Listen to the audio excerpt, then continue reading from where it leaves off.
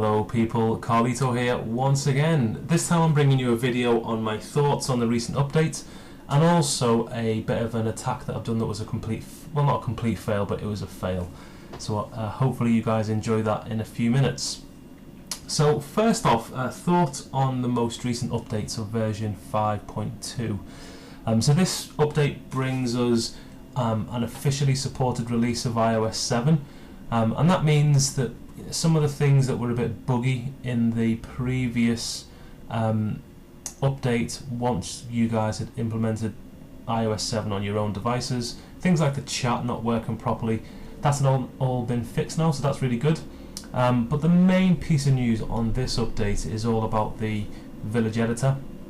That's the big change, I suppose, as far as this update is concerned.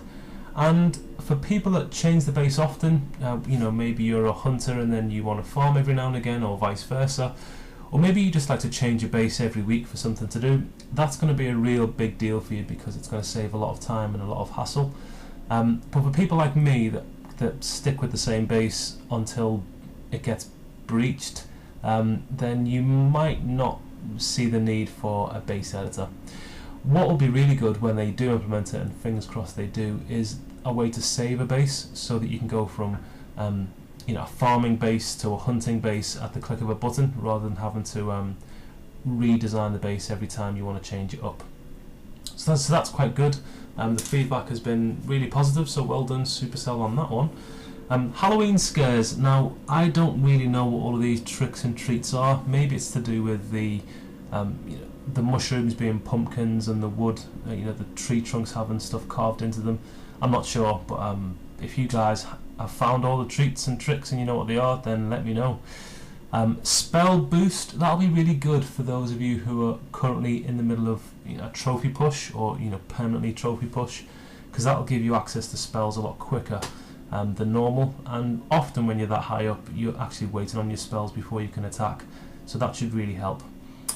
Level 8 mortar, so yeah, that's going to be good for those who've got Town Hall 10. I don't have Town Hall 10, so I don't have the level 8 mortar. But what I do know is that the skin, the way that looks, doesn't really fit in with the rest of the other buildings at Town Hall 10, which is no surprise because a lot of the buildings don't match a Town Hall 10 already. And the walls certainly make things look a bit weird with blue walls and red everything else. So Town Hall 10's a bit of a mess right now. What is really good about this update from my perspective is the clan chat, so where people want to request troops and sometimes that's lost in the clan chat, that's really good. And finally, things that I'll pick out on, Valkyrie's been given a buff and the Giants has been given a buff as well, which is quite important for some of you. I know a lot use Giants, and the Hogs have been given a bit of a decrease, so that's a bit of a shame for all those who rushed out to upgrade the Hogs. So here's my base. As you can see, it's only really out the outer edge of the base now that needs level 10 walls, so I'm still working on that. And my Barbarian King is on his way to level 20. Archer Queen currently asleep, and I'll show you why in a second, but she's still on level 14, so I need to upgrade her shortly. But I'm looking forward to getting the King at level 20. He'll get a new redesign in terms of the way he looks. I think he'll get a golden shoulder pad. So yeah, looking forward to that.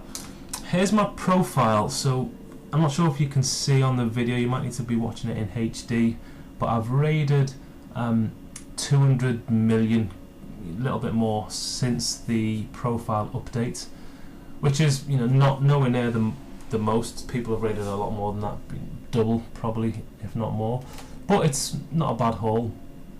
And I'm using all that gold, as you guys know, to go into my walls because I've got no more upgrades left to do at Town Hall 9.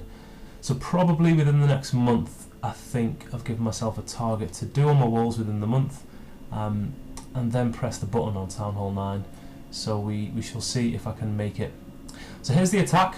I'm going to show you. As you can see, 4 lightning spells used, which is unusual, and you can see how that happened as we go through the fight. So here we are. It's a really good score in terms of the amount of gold that's on offer, and that's what I was looking at when I saw this fight. I wasn't paying too much attention to the Dark Elixir. it was all about the gold. So started off with just under 500,000. So obviously the majority of that's going to be in the collectors, or the mines, I should say. But it's quite obvious again that there's a decent amount of gold in the storages, and you can see it. It's, the storages don't look empty. So you all know how to do this. Take out things like the wizard tower by using barbarians as a meat shield, followed by archers in reserve, and just go around the edge of the base, taking out all of the structures that are going to stop me from getting the mines, because all I'm interested in is the gold. If I get elixir in the process, fine, but I'm not going to waste troops trying to get elixir because I'm maxed on elixir constantly.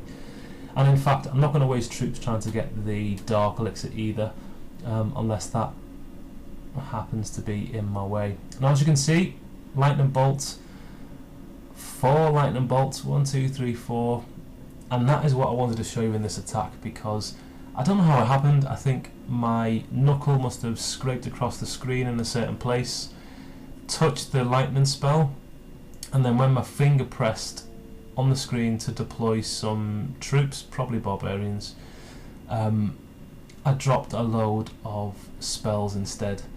So I've raided 200,000 of this guy's gold, but I've just spent 100,000 of it on those spells, and I'm sure that's going to give him a little bit of a laugh when he logs on, although he still loses quite a lot of gold, so I'm guessing he's still going to be a little bit upset with me. So I'm carrying on with the attack.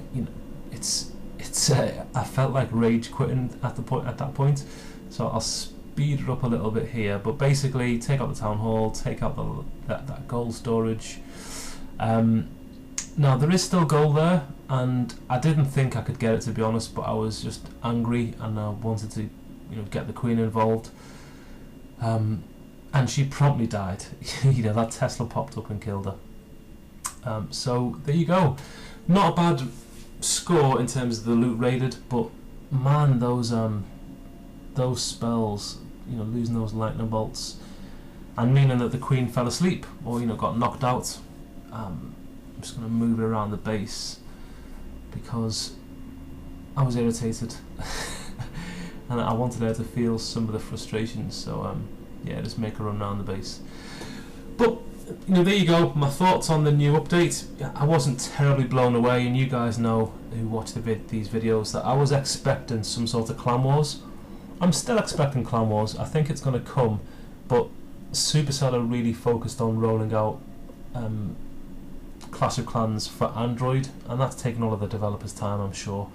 So hopefully that goes well, and then they can get back to giving us some great game advancements.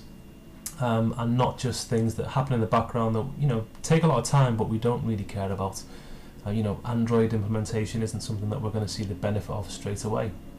Anyway, until the next video, guys, bye from the king, bye from the queen, and I'll see you soon.